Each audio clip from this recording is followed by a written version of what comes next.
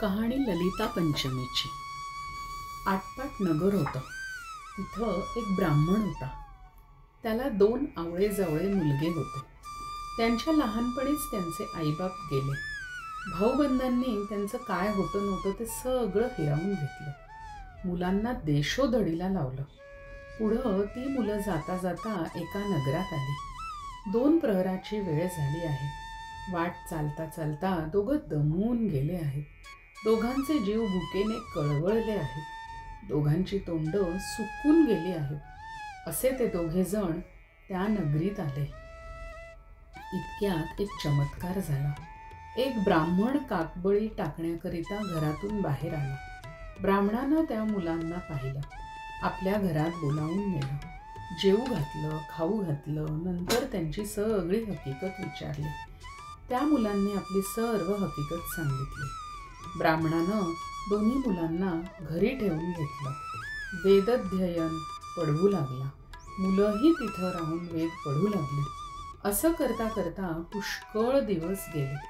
पुढं काय झालं? तो ब्राह्मण ललिता पंचमीचं व्रत करू लागला. शिष्यांनी गुरुजींना विचारलं, हे आपण काय करता? तेव्हा त्यांना गुरुजी म्हणाले, हे उपांग ललिता पंचमीचं व्रत आहे. ह्यानं द्रव्य मिळतं, विद्या प्राप्त होते, इच्छित हेतू प्राप्त होतात. हे त्या शिष्यांनी ऐकलं. यथाशक्ती त्यांनी व्रत केलं. तशी त्यांना लवकर विद्या आली. 2 मुलांची लग्न झाली. पुढं ते आपल्या नगरीत आले. श्रीमंत झाले. सुखासमाधानानं कीर्ती मिळवून राहू लागले. याप्रमाणे काही दिवस गेले. पुढं काय चमत्कार झाला? 2 भाऊ वेगळे निघाले. थोरला भाऊ दरवर्षी आपला ललिता पंचमीचं व्रत करी. त्यामुळं त्याची संपत्ती कायम राहिली.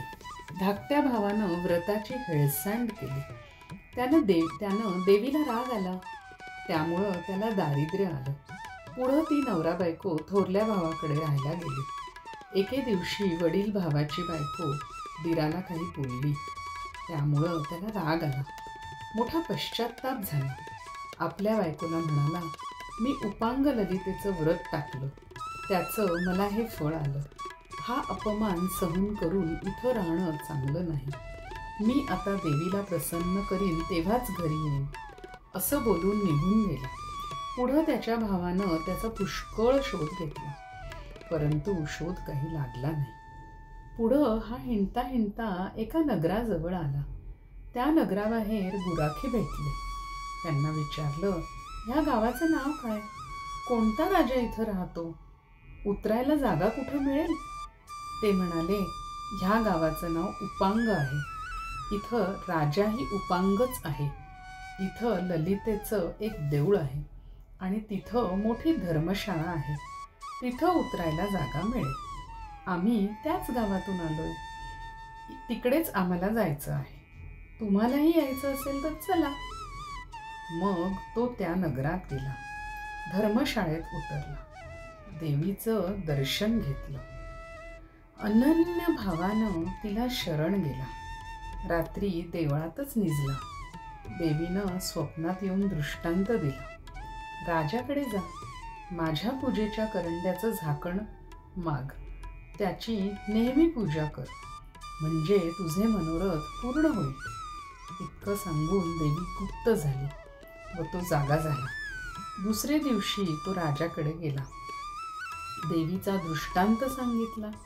पूजेचं झाकण मागितले. राजानं ते दिलं. ब्राह्मण ते घेऊन आपल्या गावी आला. घरी नेऊन त्याची पूजा करू लागला. ललिता देवीचे व्रत करू लागला. तसे पुन्हा सुखाचे दिवस आले. इच्छित मनोरथ सिद्धीस गेले. पुढे देवीच्या आशीर्वादानं त्याला मुलगी झाली. तिचं नाव ललिता ठेवलं. दिवसेंदिवस मुलगी मोठी झाली. सोबतिणीबरोबर खेळायला जाऊ लागली. पुढं काय चमत्कार झाला? एके दिवशी मुलीनं ते झाकण घेतलं. नदीवर खेळायला गेली. तिथं जाऊन अंघोळ करू लागली. इतक्यात एका ब्राह्मणाचं प्रेत वाहत आलं. तिनं त्याच्यावर झाकणानं पाणी उडवलं. तसा तो ब्राह्मण जिवंत झाला. देवीच्या प्रसादानं त्याला सुंदर रूप प्राप्त झालं. तिनं ते पाहिलं. आपल्याला हा पती असावा असं तिला वाटलं. आपला हेतू त्यास कळविला. त्यानं त्याला विचारलं, ही गोष्ट घडेल कशी? तशी ती म्हणाली, मी तुम्हाला घरी जेवायला बोलाविते. जेवायच्या वेळेस अपोषणी हातात घ्या आणि अडून बसा. म्हणजे माझे बाबा तुम्हाला विचारतील, भटजी भटजी अपोषणी का घेत नाही? तेव्हा तुम्ही सांगा, आपली कन्या मला द्याल तर जेवतो, नाहीतर असाच उठतो. म्हणजे ते देतील. त्याप्रमाणे तिनं त्याला जेवायला बोलवलं. ब्राह्मण जेवायला बसू लागला. मुलीचं मागणं केलं. बापानं मुलगी देण्याचं कबूल केलं. सुखा समाधानानं जेवण झालं.